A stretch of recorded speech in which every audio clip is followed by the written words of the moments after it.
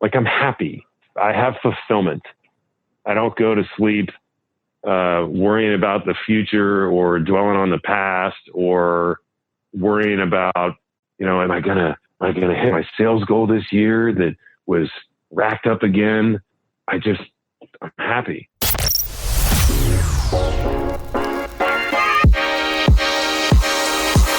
The Phil Bach Podcast. Investing, economics, entrepreneurship.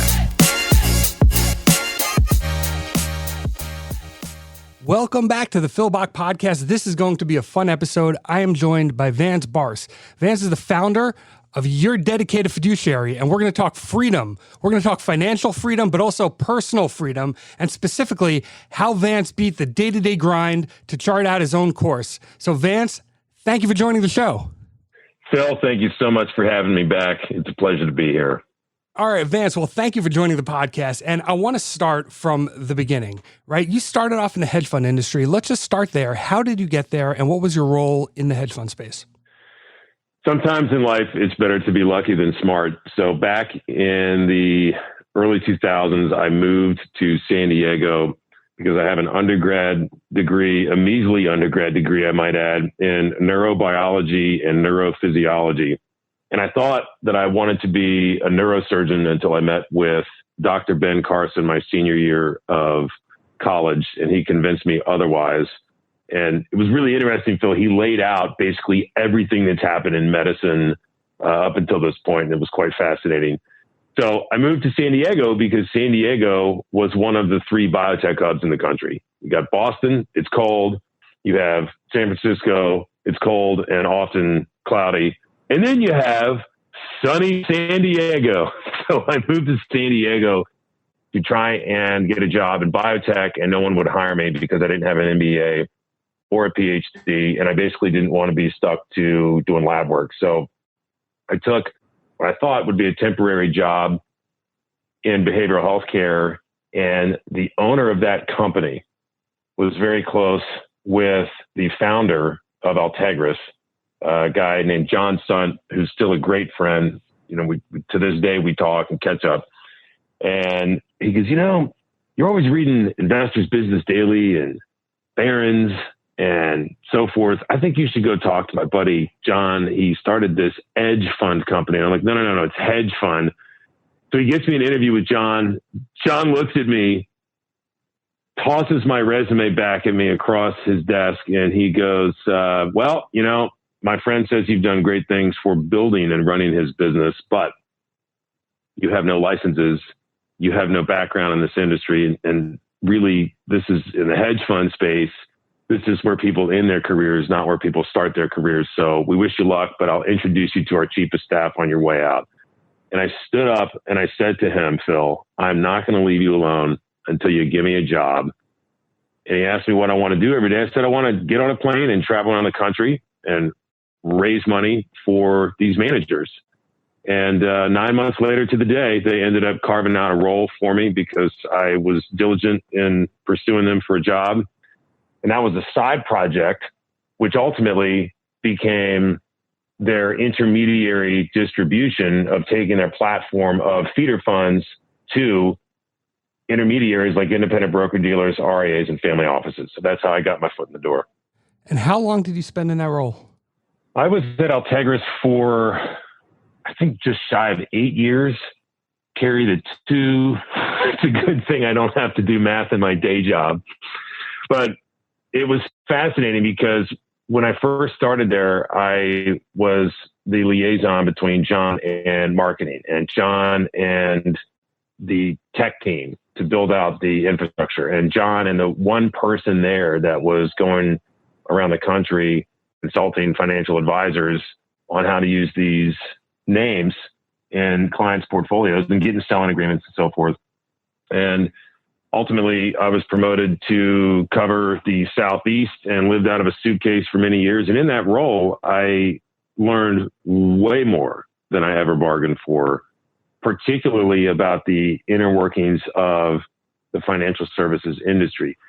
And the reason I was able to do that is because at a small company that had a platform of feeder funds into John Paulson, Citadel, SAC, Brevin Howard, Winton, Third Point, and, among others. We were small enough where I was able to go to conferences and go to meetings where, due diligence meetings where selling agreements happened. And I just learned a ton about our industry. And I loved it up until I didn't love it, which was a handful of years later. I was offered a partnership position at a small shop that was founded by a very well-known name.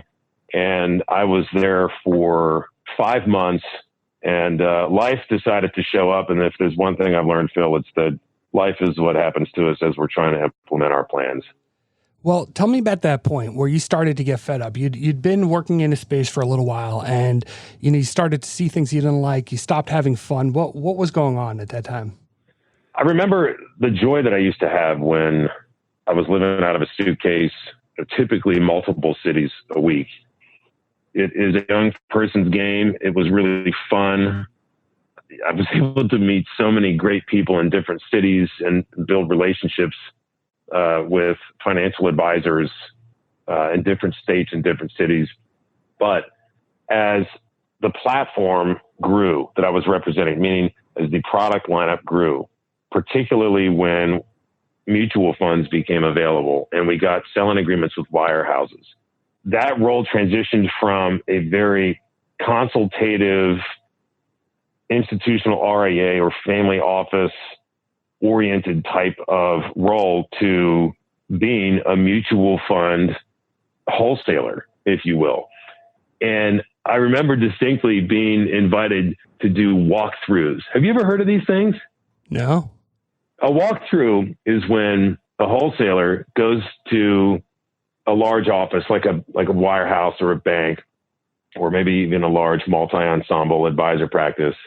There's no announcement. They just walk through. Like they walk through the office ostensibly uninvited and knock on the doors of the financial advisor who might have a client in there or might not want to be bothered or any such thing. And it was such an eye-opening experience because I went from having, chief investment officer level conversations with research analysts on large teams and really, really smart people to what's the ticker symbol and what's it done year to date? Really? Those are your questions, Fred? Oh, I'm sorry, Bill. Who cares what your name is? It just introduced me to how retail financial advisors can be. And I became very disillusioned very quickly. And in the last 18 months of that former career, I had 5 family members die, 3 of whom were very, very close. And it put me in a position, Phil, where I remember this like it was yesterday. I was in a very nice hotel in Atlanta, and I remember waking up and just looking out at Buckhead and going, I hate this job. I hate what I do for a living. I have been chasing this thing that is what I think I'm supposed to do with my life. One thing I did share is that growing up, my family did not have money. We came from the opposite of money, like one stoplight down. And I look back and I'm like, it's good, right? Like we had a roof over our head. That's good, right? It's good. But I grew up with this deeply rooted fear of financial insecurity. And my answer to that in the solipsism of youth was to become a neurosurgeon and then ultimately end up in the hedge fund industry. Like that's not normal for most people. Like that's not a normal thing. And at the time I had recently made a transition to that small shop that I mentioned, and I just wasn't happy. And I knew that it was not going to work out. And my grandmother had a massive stroke, and that was the impetus to me resigning and transitioning out of that career. So how'd that go over when you resigned? Did you send a nice letter and give your 2 weeks? How did that go? No, I did not. I was pretty unhappy in that role. And I knew very quickly after making that change that it was a deeply untenable situation. So I very happily provided my list of expenses and a goodbye letter. And Mike dropped out. It was quite liberating. And I remember thinking, okay, so now's the time. Now's the time for me to spend time with my grandmother, who just had a stroke and is in this nursing home up in West Virginia. I was living in Florida at the time, but I could go up to West Virginia, live in her house, take care of that, go see her in the nursing home every day. And I remember just walking out of that place and packing up all my stuff and leaving Florida in the rearview mirror with a gigantic smile on my face. So you left, you quit your job, you walked out, and you're on your way to West Virginia. But it was more than that, right? It was more than that for you spiritually. It was more than that. You didn't just get on a plane and show up there with a suitcase and your Sunday best, right? I mean, tell us about that story, and not just how you went out there and the motorcycle and all that, but what was your thought process along the way? Was this like this? You kind of broke out in this big spontaneous way, or was this planned? How did all this come together? I remember thinking toward the end of my regional director / CPM / wholesaler consulting days that it was just empty. And Phil, I call it the great big empty, because I thought getting into it, the traveling around full time, living out of a suitcase, raising money for what, at the time was an investment strategy, some would argue asset class, that was not a 4-letter word, like hedge funds. You mentioned hedge funds. Now it's boo! Like, you evil 1%er. Have you no soul? Like, where's your dignity? Fees. There's nothing that tells me if returning to normal on the Twitter sphere, like the emergence of the fee debate that we've seen of late, right? Like, and it tells me, like, okay, cool. Life as we knew it is coming back together. Which brings me to a very optimistic place. And that's a good thing. But I remember thinking, I've had these family members die, 3 of whom, as I mentioned, were very, very close to me. My grandfather on my mom's side was very close. I eulogized him. I remember standing up at his funeral, packed. And the place was just absolutely packed. And I remember looking out and seeing my Aunt Val, who was in the process of dying from cancer, looking up at me. And I just remember in that moment thinking that I had sacrificed time with family to do what I thought was right, which was become the best that I could be at consulting private wealth advisors and retail financial advisors, for that matter, around different states in the country and building my career. And I remember thinking, man, I wish I had known that this was going to happen in this condensed amount of time, because I would have done things a lot differently. And I remember having this massive guilt, like I had made the wrong decision because I couldn't get time back with those family members. And they were very, very close with me growing up. And my grandfather on my dad's side died too. I mean, it was like right within an 18-month period. And when my grandmother had a stroke, I thought, okay, here's my chance. I hate this role in my, career. It's not fun. It's just, it was not fun. I remember distinctly going to a city, you might appreciate this.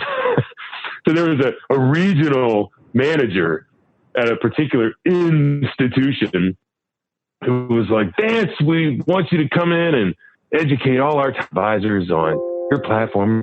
Fly on in from sunny San Diego and go ahead and order breakfast, and we'll have everybody there. So guess what I did, Phil? What did you do? I booked a flight, and I flew there, and I showed up, and I walk in, and you could hear a pin drop in that place. And so I looked through the gigantic glass barrier between me and the receptionist, and I go, hey, I'm Vance from San Diego. I'm here to consult advisors at this location. To which the reply was, we don't have you on the calendar at all. So I call the regional, no answer. Email the regional, no answer. Walk into the conference room. There's this gigantic multi-$100 spread of food from Chick-fil-A.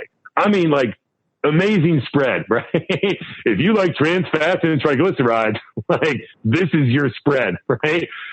And this guy walks in and he goes, yeah, sorry, no one's here. There clearly was a mix-up, but would you mind just leaving some of this for our smaller producers and some of our admin team members? And I looked at this guy and I said, I just flew from San Diego very late at night to get here for a meeting that was literally scheduled 6 months ago with a personal assurance of attendance from the regional. I said, no, absolutely not. I'm not leaving this here. And I picked up everything and I put it back in the Chick-fil-A bags and I walked out. And I remember all these advisors looking out of their offices like, you know, gophers when they come up out of the hole, like, you know, meerkats, and they're like all standing there. You know? Like, what is this guy doing? Is he crazy? And I'm like, this ain't working for me. And I totally went to the local mall. And I told people that I was a rep for Chick-fil-A, and I gave the food to a bunch of the people that were there. I was like, here you go. Oh, you want a sandwich? Here you go. And I went and got a coffee and smoked a cigar, and it was just another Wednesday. All right, let's get to the point where you're taking off to West Virginia. So, you know, your grandmother had this unfortunate stroke, and you had gotten fed up. You resigned, and you decided to go see her. So what did you do next? So I packed up everything in my grandfather's Ford F-150 pickup truck that she had given me when he died. And I looked like I was this nomad headed north from Florida. There was a Harley in the back with gigantic, 18-inch tall bars, drums, guitars. Let's see, what else? There were a couple kayaks. I mean, I was going to West Virginia to check off the grid. And I was originally, I was born in Morgantown, West Virginia, and I grew up outside of D.C. in Maryland. Right now it's urban sprawl, but back then when I was growing up, it was all out in the country. So I'm like, you know what? I'm just going to get back to my roots. I'm going to focus on what matters most, which is time with my grandmother, and check out of this industry that I have put so much time and energy into. And again, I had this guilt. I felt like I had done the wrong thing. And I look back, I'm like, no, I was just a guy in his 30s trying to, build a career and do what we have to do. So nonetheless, I get to West Virginia. I moved into my grandmother's house. I was taking care of the house and going into the nursing home every day. And it was a bizarre experience because I'm in her house with all the pictures of the family. And my Aunt Val had since died. And she and I were very close. And I just remember feeling so vacant because I'm in this house. There's not a peep. I mean, you could hear a pin drop in this place. And I'm looking at the family pictures, and it hit me that, like, there's finality to this. So I get settled into West Virginia. And one thing I have not shared publicly much was one other occasion is that I never met my biological father. And growing up, I was told about him for the first time actually by my grandmother when I was 7. So the first 7 years of my life, I grew up thinking that, my dad was my dad. And my grandmother decides to have a few too many scotches one night and shares with me that what I knew to be true was in fact not. And when I went up to West Virginia, I had contacted my biological father's widow. He had also died in that 18-month period. We were supposed to meet a couple times and he never showed up, which was devastating to me at the time because I had traveled, up to West Virginia to go meet with him, and he never showed twice. I mean, it's brutal. You want to meet the biological father that you have, and it just was not a very warm and fuzzy experience. So she tells me, this is his widow, she tells me his motorcycle club and yours truly would like you to come down because we want to ceremoniously give you his Harley Davidson trigger.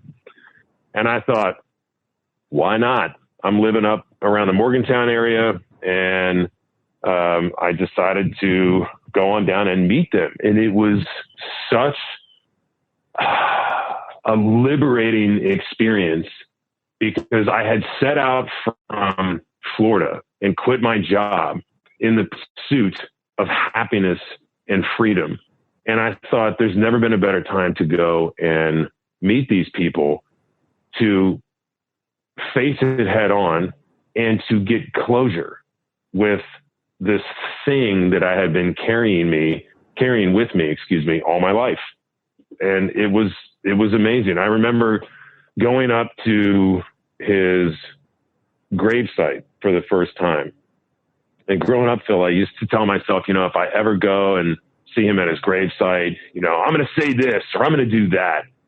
And I remember walking up and standing there and looking down at this headstone and having a 45-minute one-way conversation about loss and desertion and feelings of less than and everything that I had carried with me as a human being that was a product of him deciding to go be this big bad biker guy after my mom and he got married, and he left. He bailed. He signed the adoption papers, and that was it. You put yourself in that situation as a kid, and kids, and I now have two. They're amazing. I'm so happy to be here and to be present for them in ways that he wasn't here for me. You just feel like the lowest of the low because you go, what was wrong with me? So I got that closure.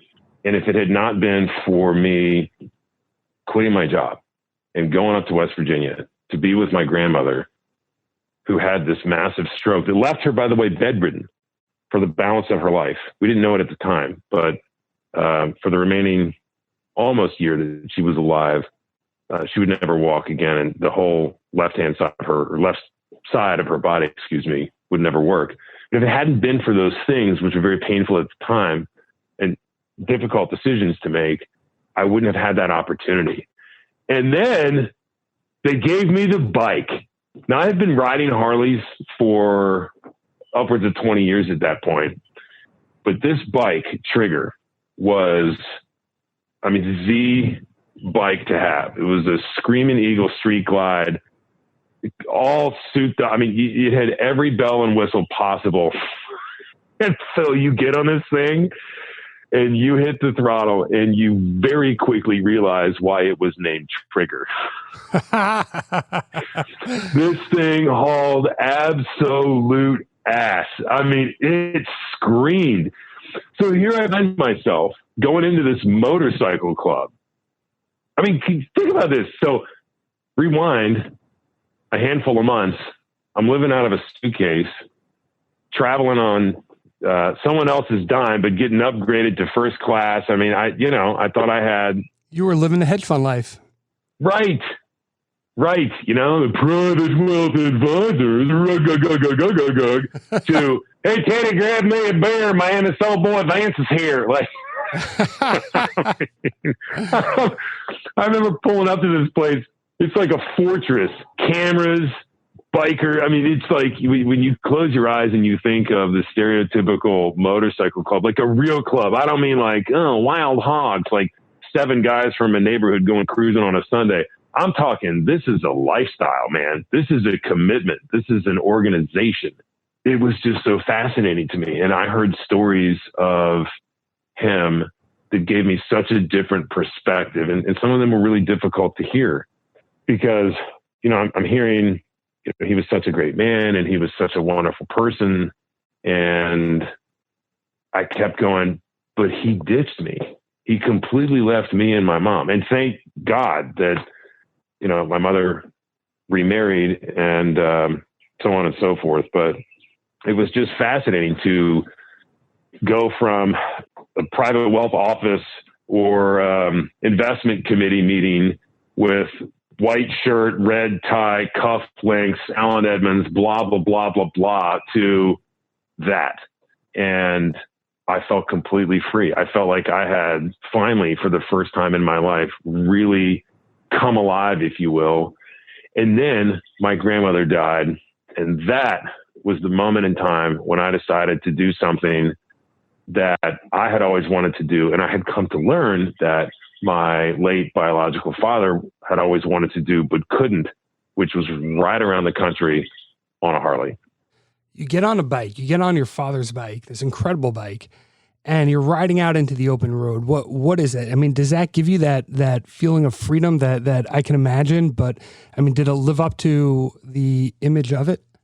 Without question. It was the most freedom that, and people think, like, I see Harley guys, you know, like, oh yeah, going cruising, right? Going on a ride. And there is that, but it became a lifestyle. It became part of my identity.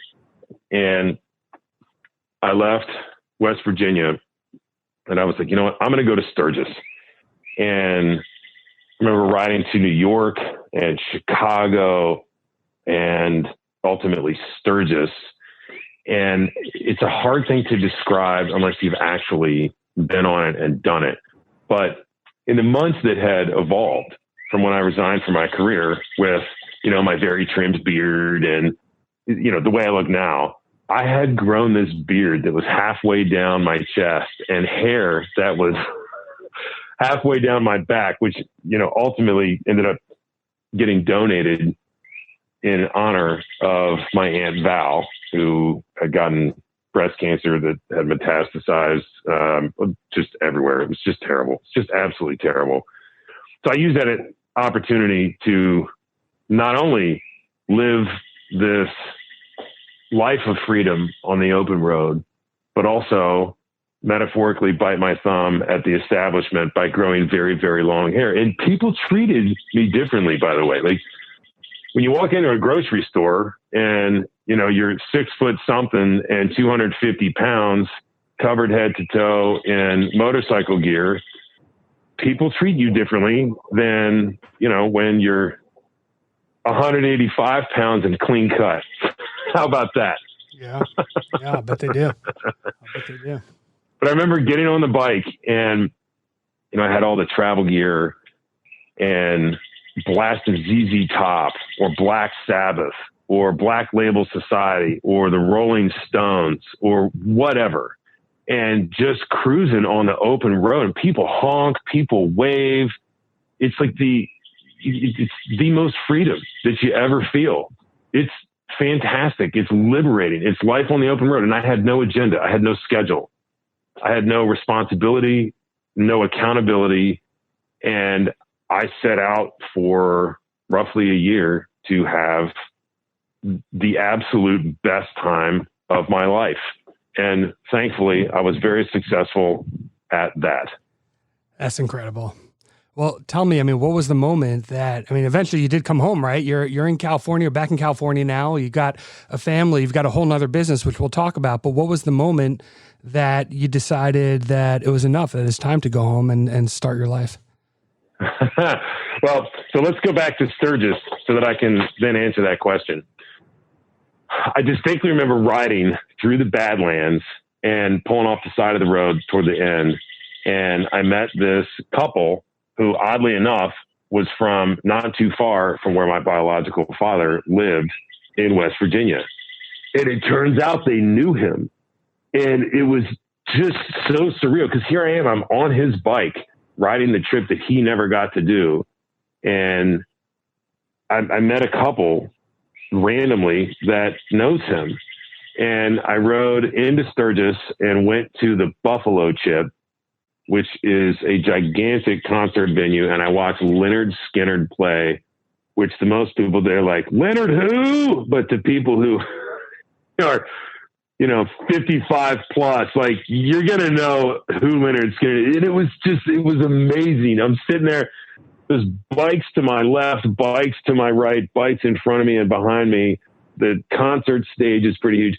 And what was really fascinating to me is that I realized that there was no one marketing to the motorcycle community for financial services. And I had this idea, which I have since shelved, but I had this idea of becoming the go-to person. And in the 9 days that I spent in Sturgis, I walked around to different booths. I got cards. I talked with folks about their bike building or the bars that they own. And there's a really small community, I mean, remarkably small community that makes the motorcycle industry tick.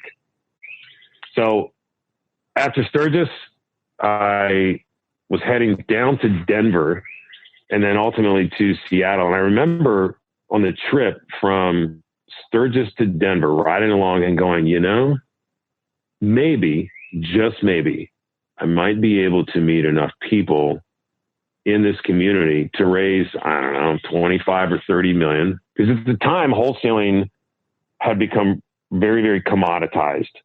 You know, every year you hit your goal. Congratulations, we're cutting your territory, your comp, and adjusting the resources that we give to you. Back on the wheel, Sparky. It was a losing trade, right? I mean, if this was an optionality type deal, the upside was capped, the downside was unemployment. I know, I think I'll go try to start my own firm and see if I might be able to do it. In worst case, it wouldn't work out. So when I was in Sturgis, I happened to meet a guy named Josh Harris, who is the captain of the Cornelia Marie on the show Deadliest Catch. And when we met, it was a hilarious situation because it was in this biker bar. And when I say biker bar, people who aren't familiar with the community have some vision in their head. This is, when I say biker bar, quote unquote, this is like dentists, doctors, lawyers, entrepreneurs that, you know, put on a Harley Davidson t-shirt and, you know, go out to Sturgis because it takes a lot of money to, you know, get a gigantic RV and haul a bunch of bikes out there if they're doing that. But this is not a very rough and tough crowd is my point. So I met him and I said, hey, I'm Vance and there's something we have in common. He's like, what's that? I said, my grandmother recently had the same stroke that your dad did. And his dad had that stroke and unfortunately transitioned to the spiritual side after getting off the boat, and he was in the hospital for a bit. And we just hit it off. So after Denver, I ended up riding through Wyoming and made it all the way up to Seattle where the bike broke down. And I checked into this hotel on Facebook and Josh sends me this message. Hey, you're totally in Seattle. I'm up here in this place I won't mention. We're going to come and get you out of the hotel. And I totally lived with them for 6 weeks. So him and a couple of the guys from the show came down, picked me up in his truck. And I'm like sitting here going, this is crazy. Like this. You didn't get out on a crab fishing boat, did you? No, because I had completely blown my L4, L5. We did talk about it. He was like, you know, you could be a greenhorn. And I'm going, I don't know, man. I had blown my back out the second to last night of Sturgis. And I was just in a ton of pain at the time. So in any event, I left the bike up there in a storage facility with Josh and went back to San Diego. And I put a Facebook post up asking if any of my professional contacts knew of an advisor who wanted to sell part or all of her or his practice. And the CEO of the institution that I use reached out and said, hey, I've known you for years. Many of us here have known you for years. We love you. We'd love to have you join. You meet none of our requirements, by the way, but you're a great cultural fit and we'll see how it goes. And that was 6 years ago this month. What has that been like? So the startup experience and trying to, you know, build your book and work with households. What has that been like? How has that been different than everything else you've done in your career up to that point? It was brutal. It was exhausting. If there are any people who are within the first 5 years of their career, specifically their financial planning or financial advisor career, and you're starting from scratch, like it's brutal. Like 2x4 to the head brutal, because the public doesn't know what it doesn't know.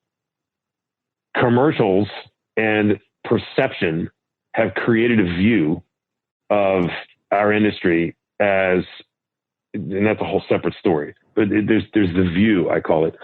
And thirdly, there are so many different, quote, financial advisors, end quote, at the local bank branch, at the local self-directed platform.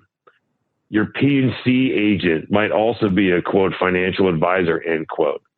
And the thing that I didn't realize at the time, Phil, is that I had gone from having very technical conversations about portfolio management, theta bleed, delta hedging, yield curve steepener trade, a lot of the trend following mechanisms that are used that I don't even need to get into. But I went from having conversations with people about very technical subject matter to sitting across from the investing public who really doesn't know about the mousetrap typically, right? Engineers and certain attorneys are an exception.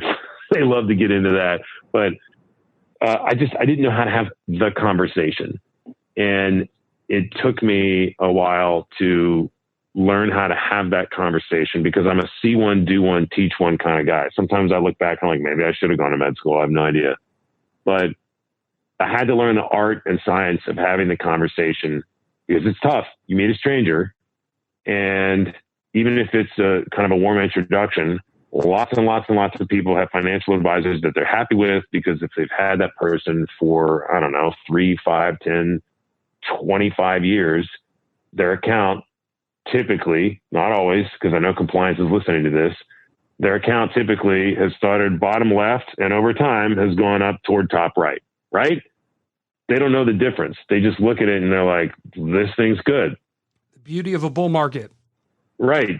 Everyone is a genius in a bull market, and everyone's happy with their financial advisor in a bull market. Well, things must be rainbows, butterflies, and unicorns these days. Thank you, Treasury. Treasury.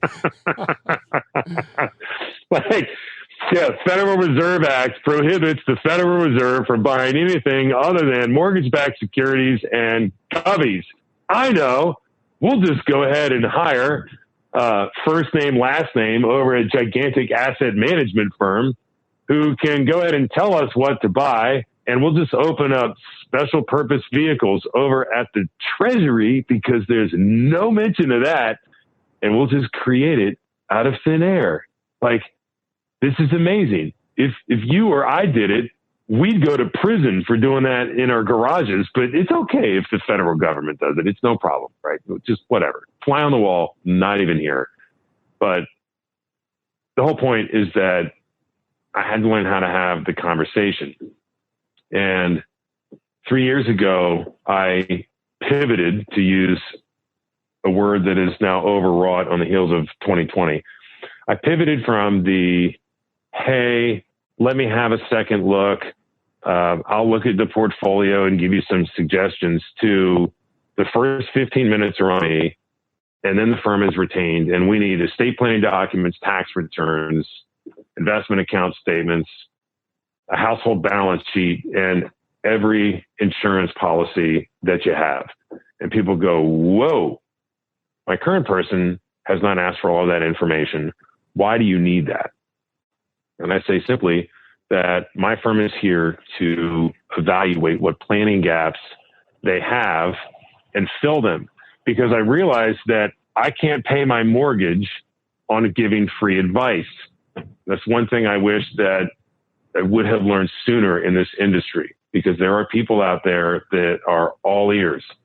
And by implementing a requirement for the firm to get retained for a consulting agreement, it weeded out the looky-loos, if you will, and it put the client in a position where they have skin in the game, because they've retained the firm, they pay, and now they're in a position where they need to kind of give us the information, and then we do a deep dive and identify planning gaps that exist and how to fill them. And then that client can either go back to their current planning team, or we can help them find someone, or depending on the situation, we're available too, right? How did you meet your clients, the ones that you're working with now? Some of the fond aspects of my prior career, such as living out of a suitcase, at first anyway, are old habits that I just haven't shaken. A lot of people don't like traveling. I don't mind traveling. And there are 5 families that I have met on planes. It's amazing what people will tell you on a plane. And I don't mean because of the, booze that they give, but people will tell you things on a plane because if the thing's going to go down in a blaze of fire, you can't take any secrets with you, right? And when you get off the plane and you walk out of the airport, they're like, that was a stranger that I shared, an hour to, when I'm traveling coast to coast, 6 hours of time with. And anyway, it just happens. Like it has happened. I don't know if it's a celestial thing or divine intervention, but I have met clients on planes. Part of me thinks that I should throw 10 grand at Southwest and just fly around the country for several days to see who I might meet. I've also met folks at charity events and just other situations. It's weird. There are advisors on Twitter that have this client acquisition thing down to a science. And I am admittedly not one of them. There is one in particular that I know, fantastic guy, love talking with him. And he's figured out how to use the internet and search engine optimization to get people to reach out to him. I don't know how to do that. Perhaps I should spend some time and money to figure that out. It's just happened for me historically. I got on an elevator in downtown San Diego to go speak about charitable planning. And this woman walks on behind me right before the doors closed. And she just looked happy.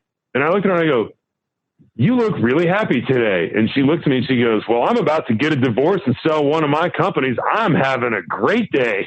I was like, that's interesting. And we just talked, as the elevator went up and said our goodbyes. Yeah, hey, nice chatting with you, small talk. And then after my presentation, she walks up to me and she goes, "I was here to listen to the presentation today." And she hired the firm on a consulting basis and ended up transitioning her assets over. And we helped her navigate the liquidity event for her business, one of her businesses. And it just happens. I wish I had more of a science to it. It just happens. It's amazing. Amazing story. Vance, I like to ask this question of all of my guests as a closing question. Tell me about an obstacle that you've overcome or either found a way to work around or just persisted through, either in your personal life or from your career. Getting out of my own way. I look back and I've had a lot of time to reflect on what matters most in life to me. And I realized that for many years, I was my greatest asset, but also my greatest liability. And I'm just so thankful that the things that happened back in that 2013 and 2014 period allowed me the opportunity to think more deeply about how I want to live the balance of my life and with whom. And today I have 2 kids. They are the light of my life. I have a wonderful marriage with my wife. I have lost 55 pounds. I'm an avid runner. I'm happy. I have fulfillment. I don't go to sleep worrying about the future or dwelling on the past or worrying about, am I gonna hit my sales goal this year that was racked up again? I'm happy, but I also realistically accept our industry for what it is. And I thank the universe every day for the opportunity to be of service to people. It's great. That's amazing. Well, Vance, where can people learn more about working with you? Where can they follow you? Where can they find you? They can go to our website, yourdedicatedfiduciary.com, or they can reach out on Twitter. I do love the FinTwit machine. It's really interesting how relationships have been built through Twitter, which seems so silly at first, but there are financial advisors around the country that I talk to frequently. We just idea share what's working, what's not working.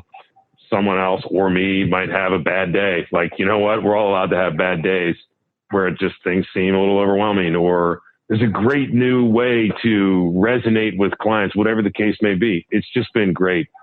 So our website or Twitter, and I really appreciate you having me on the show again. All right. Well, Vance, thank you so much for joining the podcast. Thank you to our listeners for your time and attention. And thank you especially to those that gave us a rating. That helps us grow, and I appreciate that very much. We'll be back with a new show next week. Thank you for listening to the Phil Bach Podcast. If you enjoyed the show, please take a moment to drop a review. This show was published for entertainment purposes only and is not investment advice. Please contact a licensed professional before making any investments. Some of the securities discussed on the show may be owned by its participants. Opinions expressed on the show may not reflect those of their employers. Stay hungry and stay foolish.